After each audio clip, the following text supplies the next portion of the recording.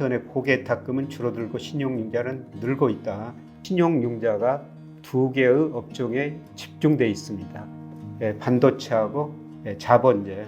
자본재는 조선 같은 거, 기계 같은 거 이런 것들이 들어가죠. 그런데 문제는 이 업종 주가가 가대평가될 수도 있다는 것이죠. 그렇게 되면 이 업종 주가가 떨어지게 되면 반대 매매가 나오고 또 외국인들이 이런 주식들을 팔게 되면 고개탁금에 비해서 신용융자가 상대적으로 더 높을 때 주가가 조정을 보였다는 것입니다. 실전투자교실 겨울학기에서는 불확실한 시장 속에서도 상승세가 기대되는 유망한 기업 그리고 ETF 투자법까지 3개월 동안 함께 학습합니다. 12월 1일 개강 예정인 겨울학기에서는 이렇게 불확실한 시장 상황에 맞는 대응과 리스크 관리 기준을 배웁니다. 실전투자교실 겨울학기는 내일 모집이 마감됩니다. 더 자세한 내용은 고정 댓글을 확인해 주시길 바랍니다.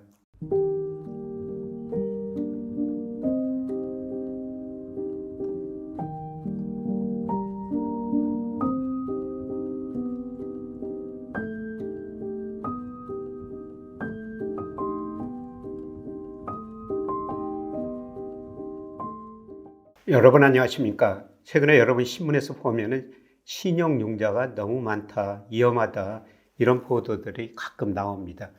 과연 위험한 수준인지 같이 한번 살펴보도록 하겠습니다. 우선 우리 정책당국에서 언론 보도가 많기 때문에 그에 관련된 자료를 냈습니다. 금융위원회인데요. 신용융자가 26조 원이 넘었습니다. 많기는 많은데 그러나 금융위원회에서 보기로는 시가총액에 비해서는 과거보다 낮다는 겁니다.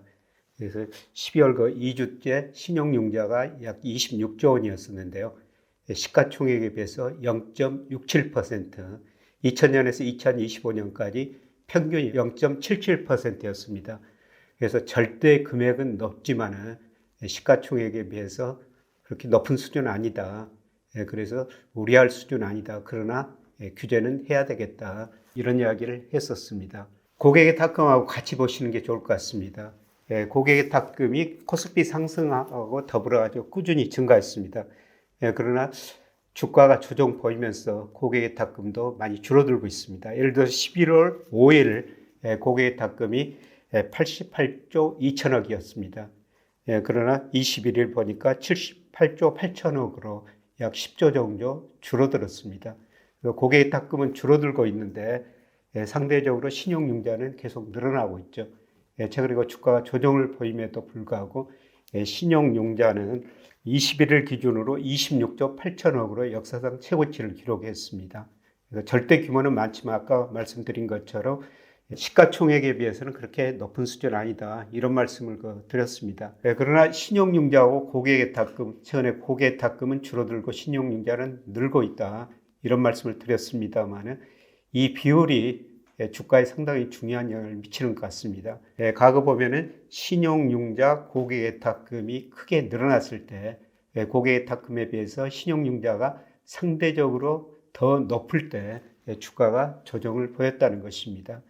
현재 34% 정도 됩니다. 과거 높은 수준, 한때 40% 넘은 적도 있는데요. 그때에 비하면은 아직도 우려할 수준은 아니라고 보고 있습니다. 그러나 최근에 주가가 조정을 보이고 있고요. 앞으로 고객의 탁금, 신용융자 비중도 좀 축소되리라 보고 있습니다. 그거는 고객의 탁금도 다소 늘겠지만 아마 신용융자가 축소되면서 이 비중이 줄어들 것이다. 이렇게 볼 수가 있을 것 같습니다. 최근에 한국금융연구원에서 최근 유가증권 시장 신용융자 증가 시사점 사실 한국금융연구원에서 이런 자료를 내는 거 제가 많이 보지는 못했습니다만 신용융자가 좀 걱정이 됐던 것 같습니다. 그래서 전체 잔고가 이게 10월 말에 나온 자료인데요. 25조 5천억이다. 근데 유가증권 시장, 코스피 시장이죠. 18조 5천억 최고치를 기록했다. 이런 이야기입니다. 그런데 11월 들어서 우리 개인들이 주식을 사고 있지만은 10월까지는 계속 주식을 개인들은 순매도 했었어요. 그럼에도 불구하고 이렇게 신용융자가 늘어난 것은 개인들 차에 주식시장에 대한 견해가 많이 차이가 있었다는 것이죠. 일부 개인들은 순매도 했었는데요. 그거는 주식시장을 그렇게 낙관적으로 보지 않은 건데 또 신용융자가 이렇게 늘어난 거는 또 일부 투자자들은 주식시장을 상당히 낙관적으로 봤다는 것입니다. 그런데 한국금융연구원 분석에 따르면요. 신용융자가 두 개의 업종에 집중되어 있습니다. 반도체하고 자본재. 자본재는 조선 같은 거, 기계 같은 거 이런 것들이 들어가죠. 이 두 업종에 집중되어 있다는 것입니다. 그런데 문제는 이 업종 주가가 가대평가될 수도 있다는 것이죠. 그렇게 되면 이 업종 주가가 떨어지게 되면 반대 매매가 나오고 또 외국인들이 이런 주식들을 팔게 되면 주가가 급락할 수가 있다는 겁니다. 거기서 신용융자 반대 매매가 나오면 주가가 더 급락할 수 있다. 이런 자료를 냈습니다. 제가 분석한 것보다는 이게 심층 분석한 자료니까요. 여러분들이 한국금융연구원 자료를 한번 보시고 판단해 주시기 바랍니다. 그런데 저도 이러한 우려를 하고 있습니다. 제가 여러분한테 최근에 그 말씀드리고 있지만은 우리 코스피 한때가 4,200이 넘었었는데요. 제가 여러 거시경제 변수로 적정 주가 수준을 추정하죠. 적게는 20%, 많게는 단기적으로 50% 정도 가대평가됐습니다. 어느 정도 주가 조정이 필요하다는 것입니다. 이러한 의미에서 신용융자가 전체적으로 시가총액에 비해서는 과거 평균보다 낮기는 낮습니다. 그러나 최근에 그 주가 변동이 굉장히 심하지 않습니까?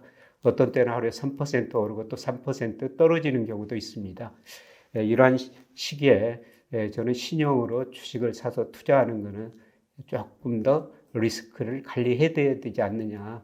이런 의미에서 최근에 그 신용융자에 대해서 언론도 많이 보도를 하고 있기 때문에 한번 말씀을 드린 겁니다. 어떻든 주가가 여기서 계속 좀 오르기보다는 단기적으로 가대평가된 만큼 조정을 보일 가능성이 높으니까 신용으로 주식 매수는 좀 신중을 기해 주셨으면 좋지 않을까 제 개인적인 생각을 말씀드립니다. 내일 실전 투자 교실 겨울학기 모집이 마감됩니다.